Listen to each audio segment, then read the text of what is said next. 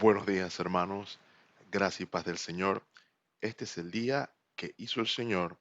Nos gozaremos y nos alegraremos en Él. Un fuerte y cordial saludo virtual hasta la distancia, dándole gracias a Dios por la oportunidad de estar delante de ustedes aún a través de este medio digital y rogándole también al Todopoderoso que, como siempre, nos permita pronto volvernos a reunir en coinonía juntos todos. En la mañana de hoy quisiera pedirles que me acompañen en sus Biblias a la primera epístola de Corintios, primera de Corintios capítulo 1. Y vamos a estar leyendo a partir del verso 18 y vamos a estar leyendo hasta el capítulo 2, versículo 5. Posteriormente entonces tendremos una palabra de oración para iniciar. Primera de Corintios 1:18. Porque la palabra de la cruz es locura a los que se pierden, pero a los que se salvan, esto es, a nosotros, es poder de Dios. Pues está escrito, destruiré la sabiduría de los sabios y desecharé el entendimiento de los entendidos. ¿Dónde está el sabio? ¿Dónde está el escriba? ¿Dónde está el disputador de este siglo? ¿No ha enloquecido Dios la sabiduría del mundo? Pues ya que en la sabiduría de Dios el mundo no conoció a Dios mediante la sabiduría, agradó a Dios salvar a los creyentes por la locura de la predicación. Porque los judíos piden señales y los griegos buscan sabiduría, pero nosotros predicamos a Cristo crucificado, para los judíos ciertamente tropezadero y para los gentiles locura.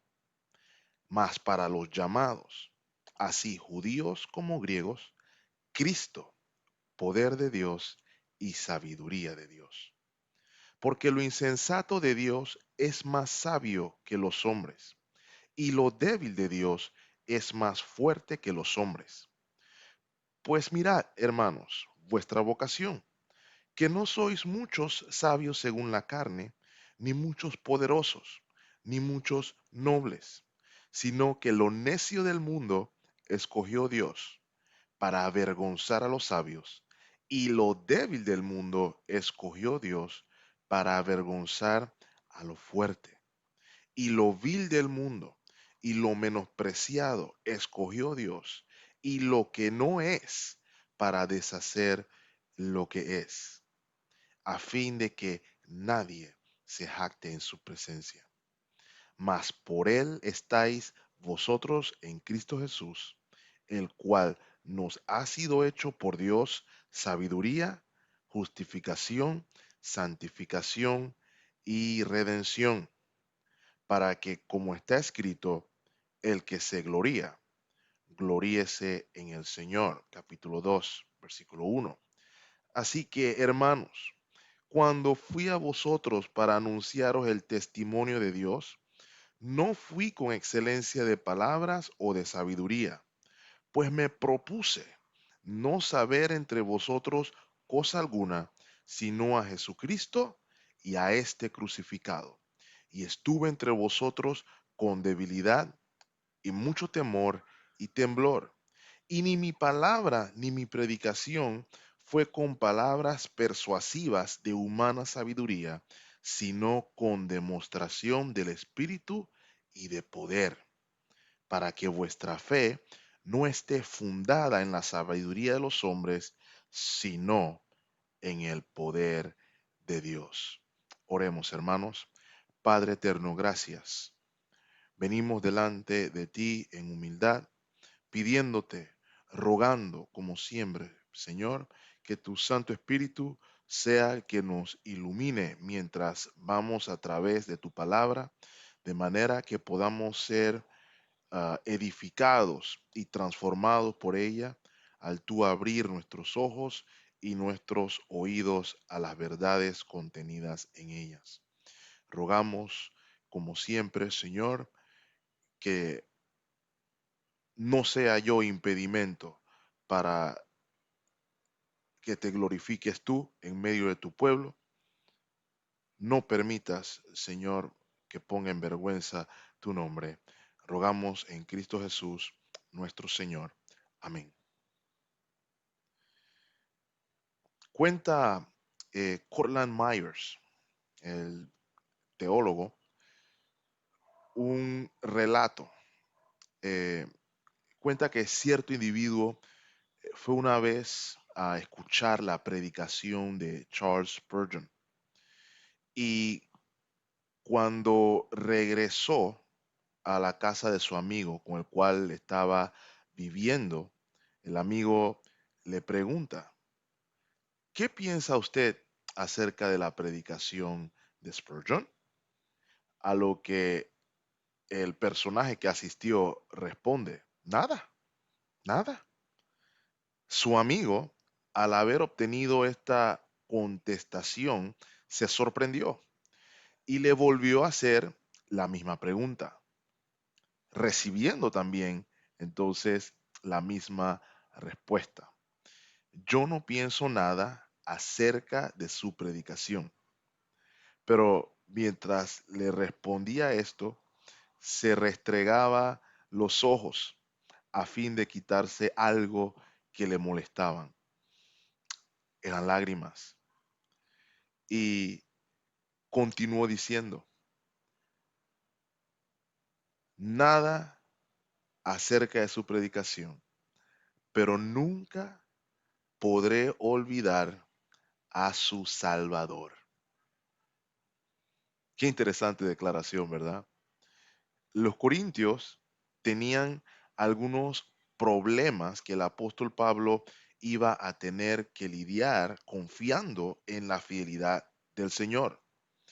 Este había recibido informes, como vimos con anterioridad, de rivalidad y pleito entre los corintios. Lejos de celebrar los corintios la gracia de Dios y la bondad del Señor en proveerles maestros de la palabra, imitando las tendencias del mundo, prefirieron enredarse en una lucha sobre cuál de ellos era el mejor. Yo soy de Pablo, decían algunos, el fundador de la iglesia. Otros decían, bueno, yo soy de Apolos, el expositor carismático, simpático, y así sucesivamente. Esto estaba, hermanos, haciendo estragos en la iglesia. Y el apóstol inicia lidiando con el problema de la unidad. De modo entonces que vimos la semana pasada que el apóstol hace una cariñosa exhortación en el verso 10 del capítulo 1, que dice de la siguiente manera, os ruego pues, hermanos, por el nombre de nuestro Señor Jesucristo, que habléis todos una misma cosa y que no haya entre vosotros divisiones, sino que estéis perfectamente unidos en una misma mente y en un mismo parecer. Esa fue la exhortación del apóstol Pablo. Les pide hablar lo mismo, porque en Cristo no hay división. Fue Cristo, fue Él el que murió por ellos. Fue en nombre de Cristo en el que fueron bautizados, no en el de Pablo, no en el de Apolos. Vimos la declaración también del apóstol Pablo agradeciendo a Dios el no haber bautizado a muchos de ellos. Y la intención era precisamente la de que nadie se sintiera endeudado con el apóstol Pablo. Él les dice que su vocación no era la de bautizar, sino que su vocación se encontraba en la predicación del Evangelio. Su intención, entonces, la del apóstol Pablo, es la de que los corintios puedan entender que así como el personaje que escuchó el sermón de Spurgeon no se quedó distraído en qué tan bueno era Spurgeon, más bien se enfocó o más bien pudo apreciar qué tan bueno era su Salvador. De modo que entonces el apóstol Pablo, en la porción que leímos, va a exponer a los corintios las glorias del Evangelio. Y nuestra intención al ver al apóstol hablar acerca de la gloria del Evangelio es que la iglesia de hoy sea recordada de que debe haber unidad en el mensaje que predicamos, ya que es el poder de Dios y no la habilidad del individuo la que hace la obra en los corazones. Es por eso que en nuestra serie Un llamado a la iglesia hoy hemos titulado el mensaje Unidad en el mensaje. Unidad en el mensaje. Y el apóstol Pablo va a establecer este principio contrastando algunos conceptos. Y quisiera, hermanos, mencionarlos para que podamos ver lo que vamos a ir viendo hoy. Primeramente veremos que el apóstol Pablo contrasta la sabiduría de palabra versus la palabra de la cruz. Luego veremos que el apóstol contrasta lo que Dios considera sabio, el hombre lo considera locura. Y finalmente veremos entonces el ejemplo de esto en los llamados por ese mismo mensaje. Sabiduría de la palabra versus la palabra de la cruz. Lo que Dios considera sabio, el hombre lo considera una locura. Y finalmente el ejemplo de los llamados por ese mismo mensaje. Así que sin más preámbulo, hermanos, veamos eh, el primer contraste que hace el apóstol Pablo. Sabiduría de la palabra versus la palabra de la cruz. Desde el verso 17, donde concluimos la semana pasada, vamos a darnos cuenta que Pablo va a contrastar dos conceptos que son totalmente antagónicos o totalmente contrarios. Él dice a los corintios, como mencioné, que él no fue llamado a bautizar, sino que fue llamado por Dios para predicar el evangelio. Y note cómo lo dice en el versículo 17, no con sabiduría de palabras, para que no se haga vana la cruz de Cristo. Debemos entonces hacernos la pregunta, ¿a qué se refiere el apóstol Pablo con palabras o sabiduría de palabras, mejor dicho? Y la respuesta está en que el apóstol Pablo se refiere aquí a la sabiduría humana. Dios no lo llamó a predicar el evangelio en sabiduría humana. Los versos que leímos, de los versos del 1 al 5 del capítulo 2, nos van a ayudar a verlo más claramente, especialmente el versículo 4. Acompáñenme a 1 Corintios capítulo 2, verso 4. Vamos a adelantarnos un momento ahí. Y dice el verso 4, y ni mi palabra ni mi predicación fue con palabras persuasivas de humana sabiduría, sino con demostración del Espíritu y de poder.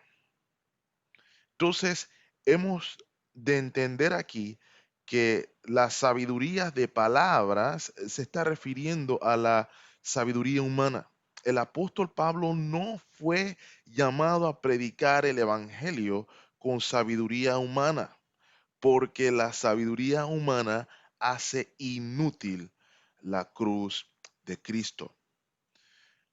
Mis hermanos, los griegos eran amantes a morir de la sabiduría humana. Ellos consideraban a sus filósofos como unos héroes nacionales. Ahora, esto nosotros lo pudiéramos comparar, por ejemplo, a qué tanto queremos nosotros a Roberto Durán, qué tanto queremos nosotros a Irving Saladino, qué tanto queremos a Julio César Deli Valdés. Bueno, de la misma manera, los griegos adoraban a sus filósofos, a sus eruditos, a sus intelectuales, a sus Sócrates, a sus Platón. Eran personajes, eran héroes para ellos. Y evidentemente, evidentemente, algo de esta conducta, algo de esta tendencia se infiltró en la iglesia de Corinto. Es más, había inclusive algunos que querían hacer el mensaje de Cristo, el mensaje del Evangelio, aceptable para los eruditos e intelectuales griegos. Ellos no consideraban o no se consideraban menos intelectuales que ellos y consideraban que era tan intelectual como ellos, que se podía intelectualizar, mejor dicho, el mensaje de la cruz. Y este excesivo amor por el intelecto era probablemente una de las razones por las cuales había tantas facciones y partidos entre los líderes de la iglesia. Escuche lo que comenta el teólogo William MacDonald con respecto a ese esfuerzo por hacer más aceptable a otros el Evangelio. Abro comillas. Los esfuerzos por hacer el Evangelio más aceptable van totalmente errados. Hay una inmensa diferencia entre la sabiduría de Dios y la del hombre, y de nada vale tratar de conciliarlas. Cierro comillas. Lo que estaba sucediendo en la antigüedad no está muy distante a lo que vemos hoy. Aún hoy vemos a personas que se consideran creyentes en el Señor tratando de ver cómo podemos hacer el mensaje de Cristo más aceptable para los que están en el mundo, tratando de, de hacerlo más apetecible, de hacerlo más relevante. Y nos vamos a dar cuenta a través del resto del pasaje que eso es un error garrafal por lo que va a explicar el apóstol Pablo. Veamos lo que dice el versículo 18. Porque la palabra de la cruz es locura a los que se pierden, pero a los que se salvan, esto es, a nosotros, es poder de Dios. Y aquí vemos entonces el otro punto del contraste. El primer punto es la palabra o la sabiduría de palabras contra, ahora lo que aparece en el verso 18, la palabra de la cruz. Y aquí el apóstol Pablo, al utilizar la frase la palabra de la cruz, se refiere al glorioso mensaje del Evangelio. El mensaje de que a causa de la rebelión de la humanidad, a causa del pecado, Dios enviaría a su único hijo a vivir entre nosotros para obtener entonces la justicia que en nuestro pecado nos era imposible conseguir y morir por nosotros en la cruz del Calvario y resucitar al tercer día para darnos también el perdón de pecados y la vida eterna en comunión con nuestro Señor Jesucristo para siempre. Ese es o esa es la palabra de la cruz en un sumario, obviamente. Ahora, el apóstol Pablo entonces va a hacer va a establecer entonces el parámetro para el contraste, porque de acuerdo entonces a a la respuesta que se dé al mensaje o a la palabra de la cruz, los seres humanos podemos estar en una de dos categorías. Podemos estar en la categoría de los que consideran la palabra de la cruz locura, los que se pierden, y o los que la ven como poder de Dios para salvación, aquellos que se salvan. Esa palabra que eh, traducimos ahí, o no traducimos, perdón, que traduce la escritura como locura, eh, implica algo que carece de sentido, algo ridículo, algo absurdo. Y para quienes la palabra de la cruz es algo ridículo, es algo absurdo a los que se pierden. Y hay que entender que el sentido en el que está el, el, la frase perder se refiere, eh, o el sentido, perdón, en el que está el verbo aquí implica un proceso, indica una acción andando, ¿ok? Sería como decir a los que van camino a la destrucción. Entonces, el apóstol Pablo está diciendo que la palabra de la cruz es ridícula, es absurda, es un sinsentido para los que están camino a la destrucción.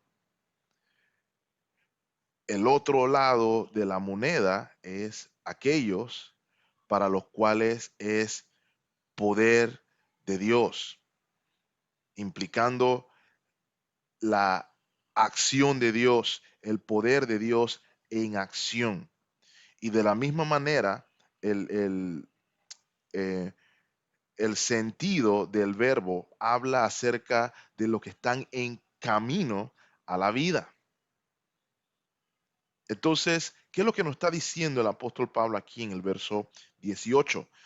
Que para los que van camino a la destrucción, la palabra de la cruz no tiene sentido, es absurda, es una locura. En su sabiduría humana es un sinsentido total. No obstante, para aquellos que van camino a la vida, es una manifestación del poder de Dios. Esto nos debe recordar, mis amados hermanos, eh, la palabra del Señor Jesucristo en Mateo capítulo 7, donde nos habla de dos puertas. Dos puertas. Mateo capítulo 7, versículo 13, dice nuestro Señor Jesucristo: entrad por la puerta estrecha, porque ancha es la puerta y espacioso el camino que lleva a la perdición o lleva a la destrucción, y muchos son los que entran por ella.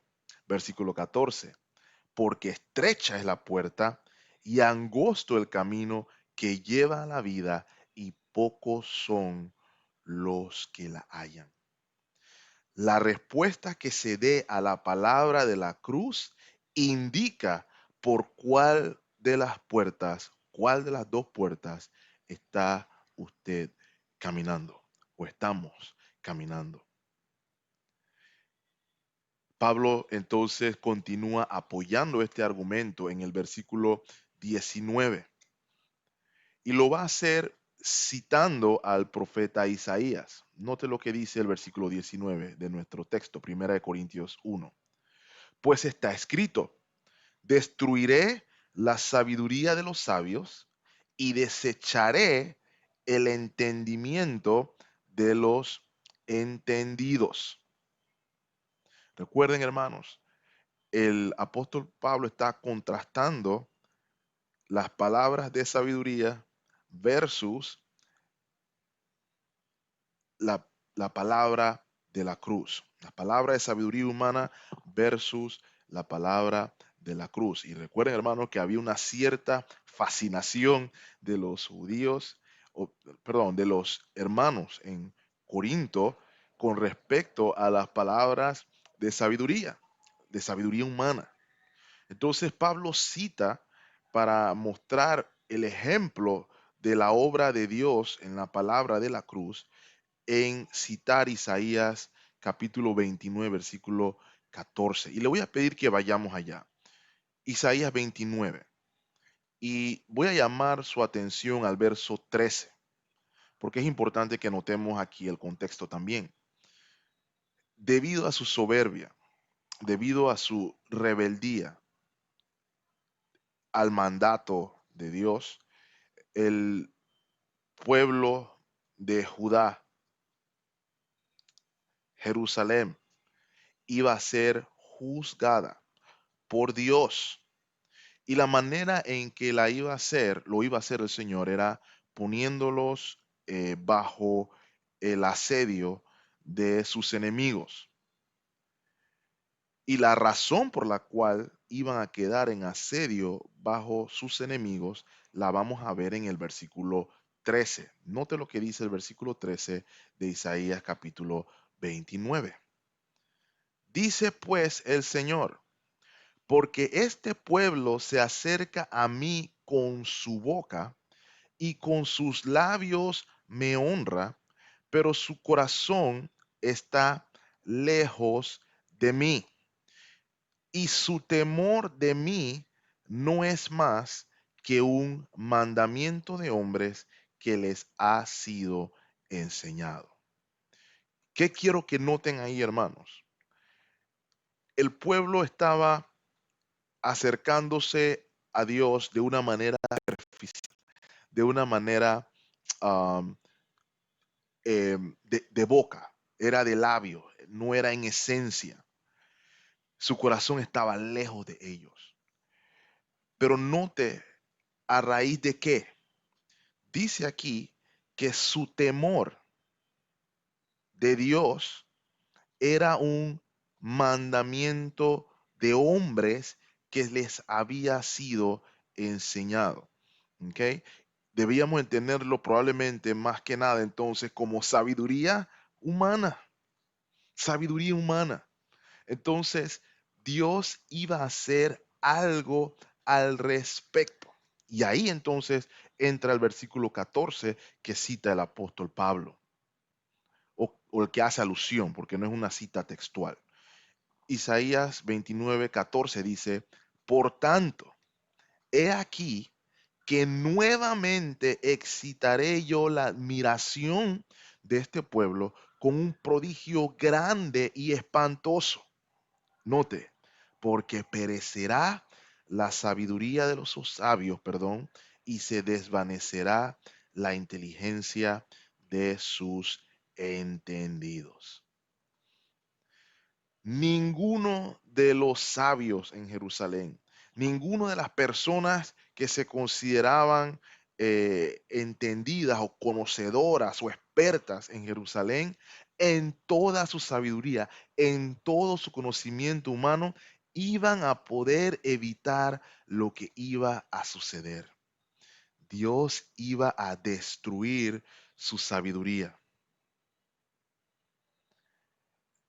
Era algo que Dios iba a hacer para darles una lección.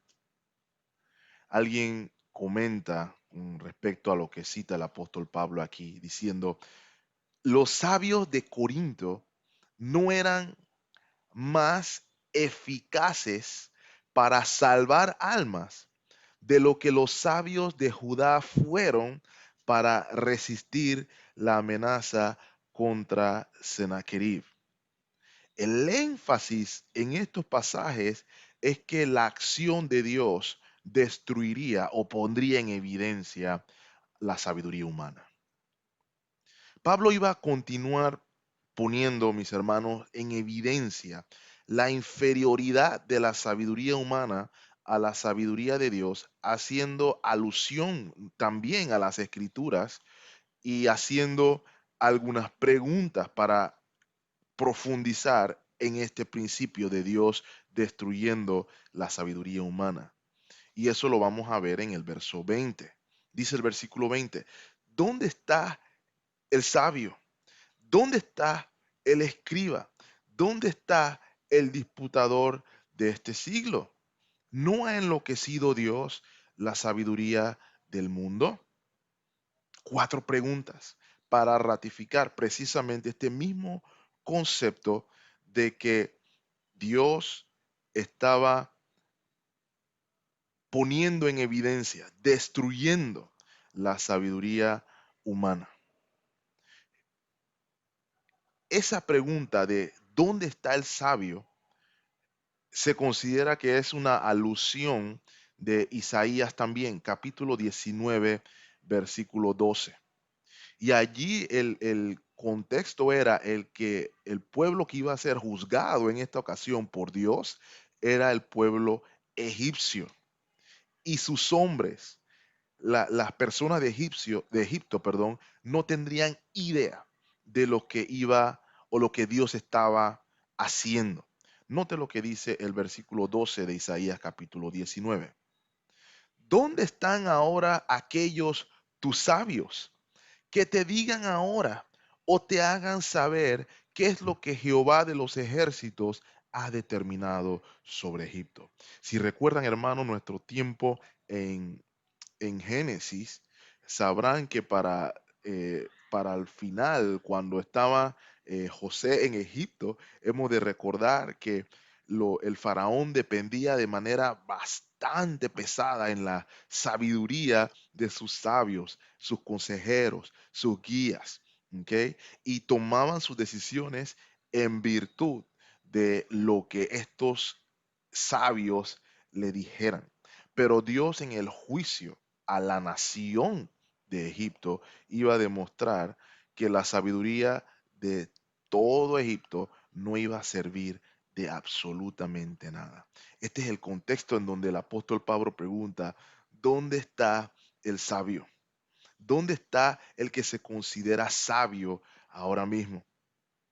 ¿Hay alguien que pueda eh, competir con la sabiduría de Dios? Continúa preguntando el apóstol Pablo, ¿dónde está el escriba? ¿Dónde está el escriba? ¿Dónde está el experto? Esa es otra traducción que pudiéramos utilizar del término.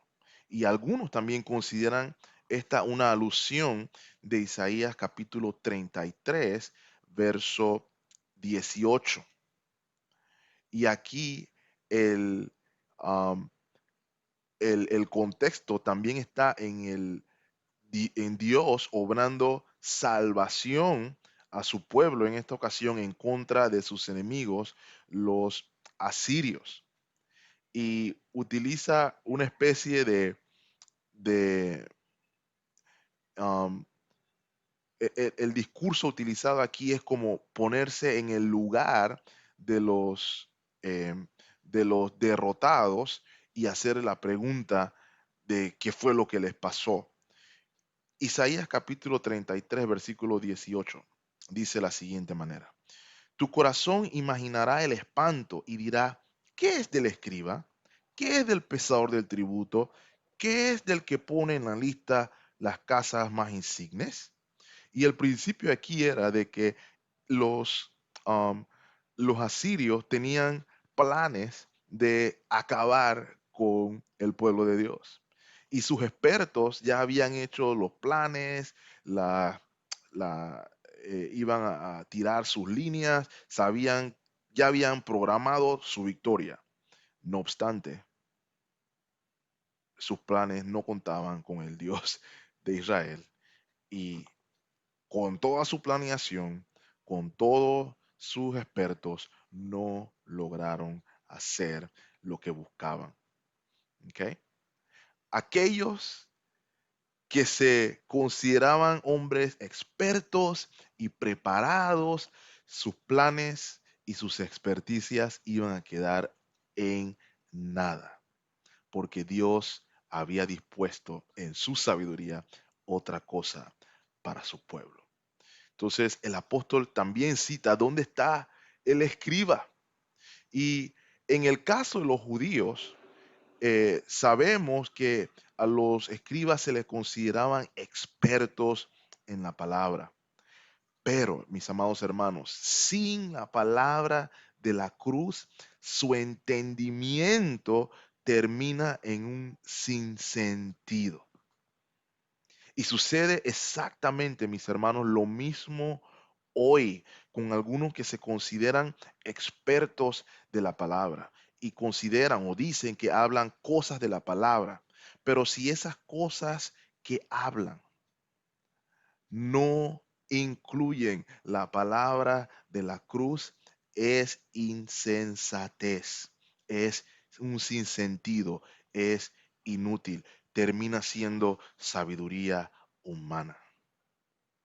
Y la tercera pregunta es, ¿dónde está el filósofo o el disputador de esta época, de este siglo? Y se refiere a aquella persona amante de la última corriente de pensamiento de moda que caracterizaba a los griegos. Igual que hoy, encontramos a personas tratando de hacer debates y simposiums y conversaciones sobre la última corriente de pensamiento que esté de moda. Pero lo que está haciendo ver el apóstol Pablo aquí es que toda su sabiduría, toda la sabiduría humana termina en nada ante la sabiduría de Dios. Todo se vuelve un sinsentido, todo se vuelve una necedad. Es por eso que termina la última pregunta en el versículo 20. ¿No ha enloquecido Dios la sabiduría del mundo? Lo cual me lleva, mis amados hermanos, al segundo punto que mencioné, que lo que Dios considera sabio, el hombre lo considera una locura. Acompáñeme al versículo 21. Pues ya que en la sabiduría de Dios, el mundo no conoció a Dios mediante la sabiduría, agradó a Dios salvar a los creyentes por la locura de la predicación. ¿Qué nos está diciendo el apóstol Pablo aquí, mis amados hermanos? El Señor, en su sabiduría, dispuso traer salvación a los creyentes por el mensaje loco, por el mensaje absurdo, por el mensaje sin sentido de la predicación del Evangelio, ya que el mundo rechazó o ya que el mundo no lo conoció por sabiduría humana. Es lo que nos está diciendo el apóstol Pablo. Y podemos ver la evidencia de esto en Romanos capítulo 1, donde el apóstol Pablo habla del hombre sin excusa. Y Romanos capítulo 1, versículo 21 nos lo ratifica de la siguiente manera. Pues habiendo conocido a Dios, hablando del hombre, no le glorificaron como a Dios, ni le dieron gracias, note aquí, sino que se envanecieron en sus razonamientos y su necio corazón fue entenebrecido. Y hacemos el énfasis entonces en el versículo 22 de Romanos 1. Profesando ser sabios, se hicieron necios. Lo que el hombre considera sabio, para el hombre, para Dios es ridículo. Y lo que Dios considera sabio, para el hombre es ridículo. De modo entonces que el apóstol Pablo continúa entonces haciendo el contraste. Note lo que dice el verso 22. Porque los judíos, este es 1 Corintios capítulo 1, porque los judíos piden señales y los griegos buscan sabiduría. Aquí se puede ver, o en resumida cuenta, podemos entender el pensamiento humano. Hermanos, los judíos se caracterizaban principalmente durante el ministerio terrenal de nuestro Señor Jesucristo en pedirles señales y milagros. Esas eran las evidencias que ellos querían. Uno de los ejemplos eh, que son buenos para el propósito de lo que estamos viendo aquí, lo encontramos en Mateo capítulo 12, versículo 38. Mateo 12, 38. Entonces respondieron algunos de los escribas y de los fariseos diciendo, Maestro, deseamos ver de ti señal. Y noten la respuesta de nuestro Señor Jesucristo. Él respondió y les dijo, la generación mala, note la definición, la generación mala y adúltera demanda señal. El Señor Jesucristo lo define como una generación mala y adúltera. Mala porque estaban rechazando lo que ya Dios les había dado. Lo estaban rechazando a Él mismo, al Señor Jesucristo. La Biblia nos enseña, los suyos vino y los suyos no le recibieron, mas ellos estuvieron demandando señal. Aun cuando ellos recibieron las promesas, ellos recibieron o ellos fueron descendientes de los patriarcas, ellos eran la gente del pacto, aún así pedían señal. Pero el Señor Jesús le responde, la señal no les será dada, sino la señal del profeta Jonás. ¿Cuál fue la señal del profeta Jonás? Porque como estuvo Jonás en el vientre del gran pez 3 días y 3 noches, así estará el Hijo del Hombre en el corazón de la tierra 3 días y 3 noches. ¿Cuál era la señal que iban a recibir los judíos? No era la señal que querían, era la palabra de la cruz, era la señal de la cruz. Porque el evento de Jonás en el pez es un recordatorio de la pasión de nuestro Señor en su muerte y en su resurrección. El otro grupo eran los griegos. Y los griegos encapsulan a todos aquellos que buscaban el propósito de la vida en la búsqueda del conocimiento y la búsqueda del pensamiento. Ahora, mis hermanos, antes de ver lo que responde el apóstol Pablo en el verso 23, permítame llamar su atención a qué es lo que no dice el apóstol Pablo. El apóstol Pablo no les responde a los judíos ni a los griegos de la siguiente manera. Ah, con que los judíos quieren señales. Bueno, tomen señales a diestra y a siniestra. ¿Qué quieres ver? ¿Qué milagro te gustaría que hiciera? Aquí está tu milagro, aquí está. Toma, recibe. No, esa no fue la respuesta del apóstol Pablo. ¿Cuál fue la respuesta tampoco a los gentiles, a los griegos? Tampoco fue, usted quiere filosofía humana. Bueno, vamos a filosofar. No, mis hermanos. Note la respuesta del apóstol Pablo en el versículo 23. Pero nosotros predicamos a Cristo crucificado, para los judíos tropezadero y para los gentiles locura.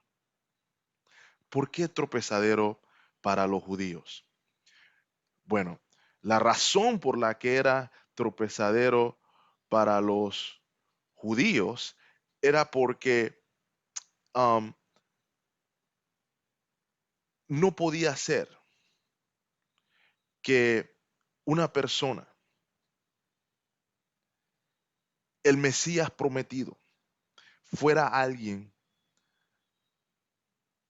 no vencedor, no conquistador, y que inclusive tuviera que padecer muerte de criminal.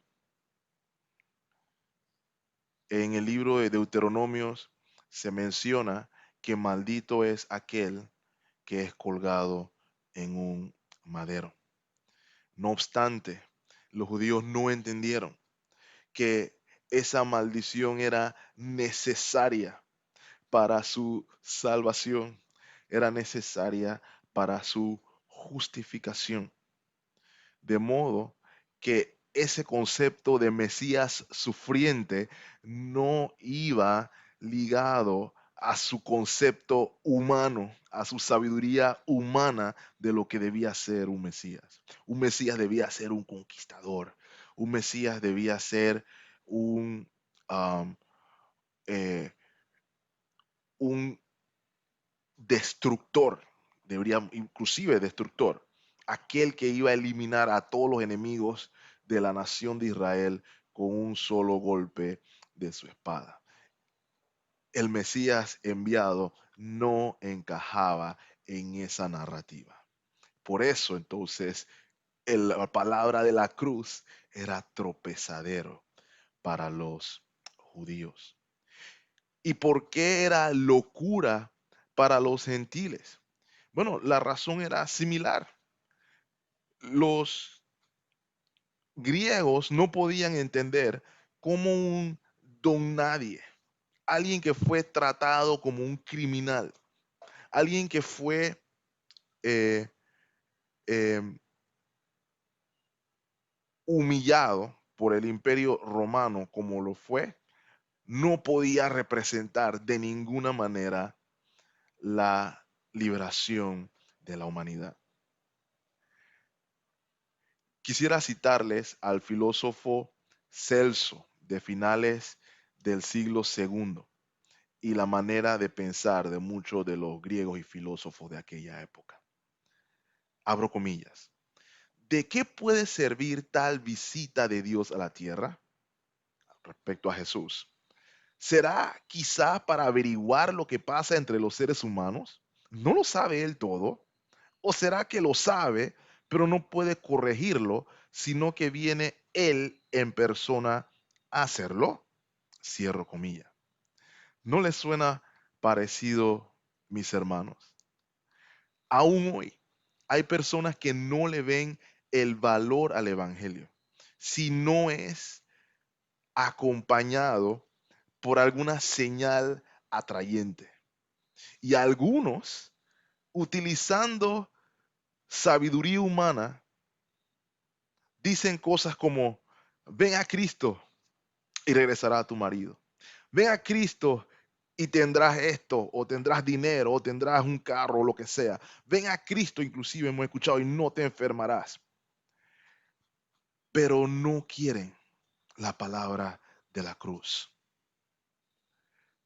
Por otro lado, también otros hoy dicen lo mismo que Celso hace siglos atrás.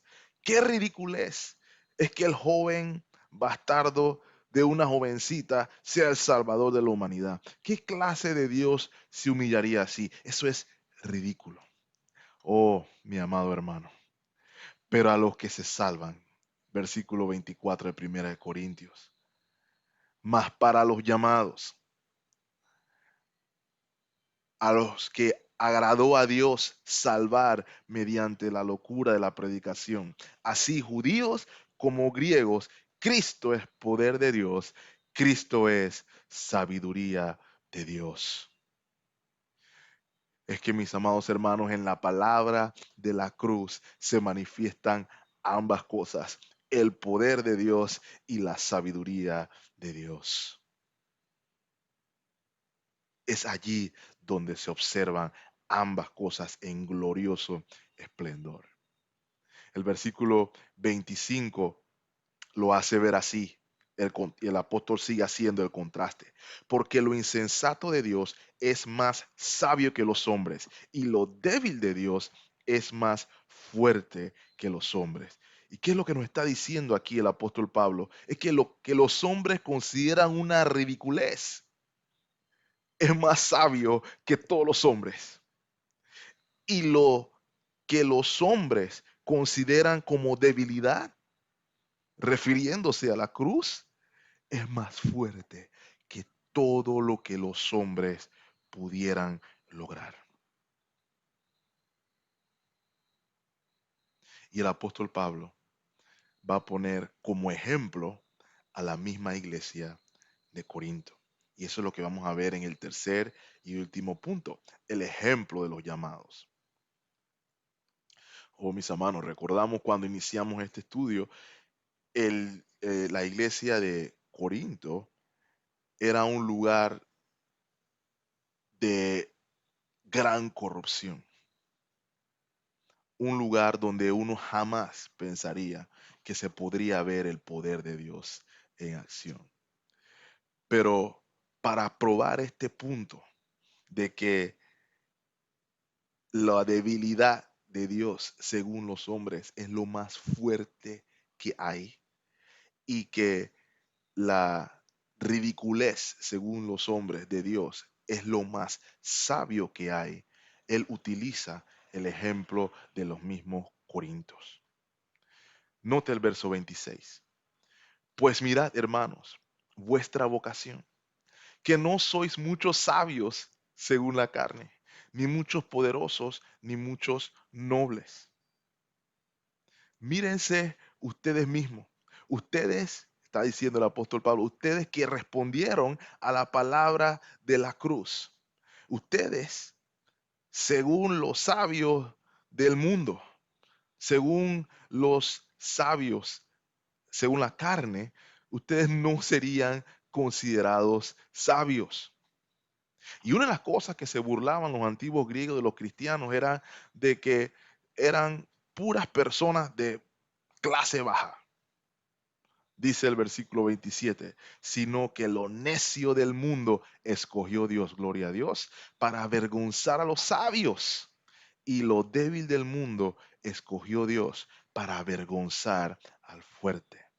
Y lo vil del mundo y lo menospreciado escogió Dios. Y lo que no es para deshacer lo que es.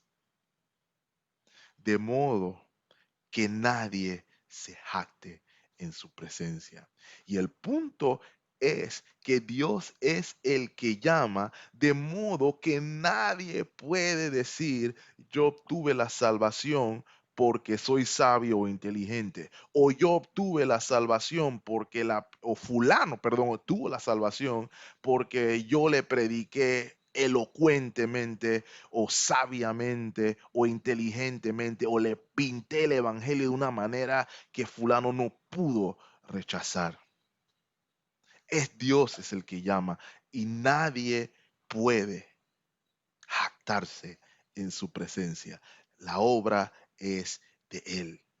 El versículo 30 lo prueba, mas por Él estáis vosotros en Cristo Jesús, el cual nos ha sido hecho por Dios. Nota, hermano, sabiduría, justificación, santificación y redención. Todas estas cosas conjugadas en la palabra de la cruz. Y el apóstol Pablo, para concluir la epístola a los romanos, va a,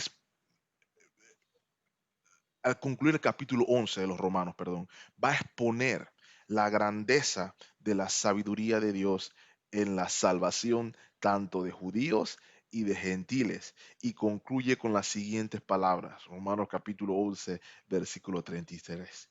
Oh, profundidad de las riquezas, de la sabiduría y de la ciencia de Dios. Cuán insondables son sus juicios e inescrutables sus caminos.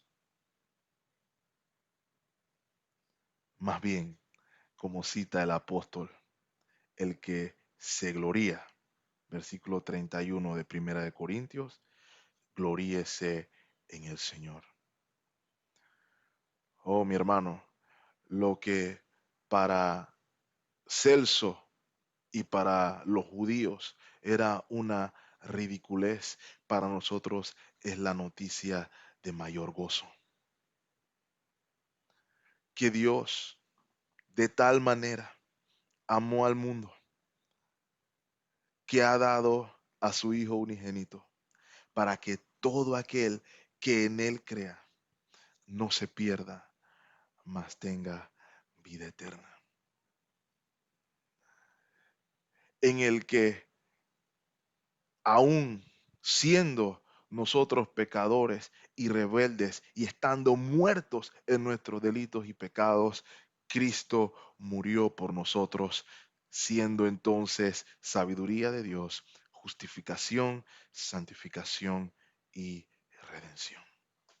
Esa es la buena nueva, ese es el mensaje de esperanza, esa es la razón por la cual había una iglesia en Corinto, porque siendo ellos pecadores, Cristo murió por ellos. Y esa es la buena noticia que debemos compartir hoy, que Él sigue perdonando pecadores. De modo que el apóstol dice en el versículo 31, el que se gloríe, gloríese en el Señor. ¿Cuál es el punto de gloriarse en el hombre? ¿Cuál es el punto de la pelea?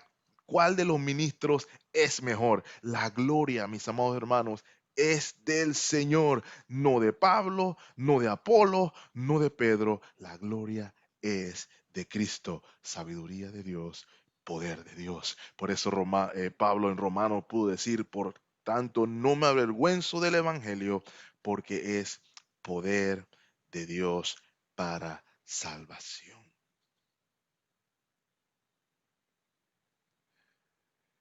Fue Él quien por medio de la palabra de la cruz, en el poder del Espíritu, obró en cada uno de nosotros. Y el que puede obrar aún hoy en aquellos que pongan su fe en Él.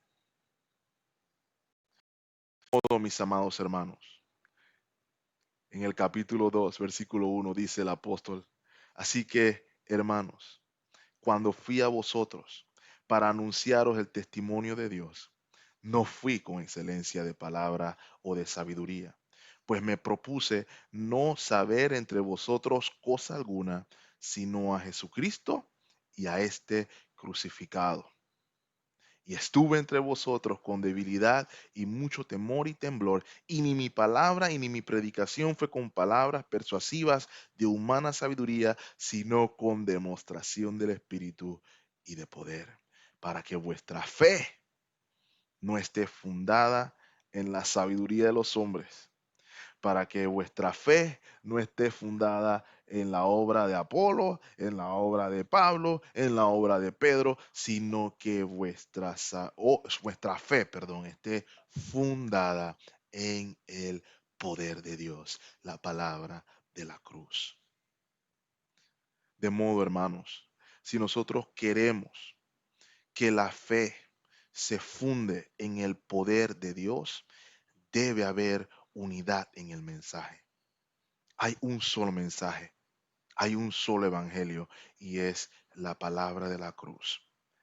Cristo y Cristo crucificado. A veces vemos nuestra sociedad hoy y vemos la decadencia de nuestra sociedad y escuchamos a las diferentes personas, inclusive dentro de nuestras iglesias, diciendo cosas como, bueno, apliquemos educación aquí, enseñémosle a los muchachos aquí, enseñemos o apliquemos psicología acá, en búsqueda de solucionar lo que solamente el poder de Dios puede cambiar.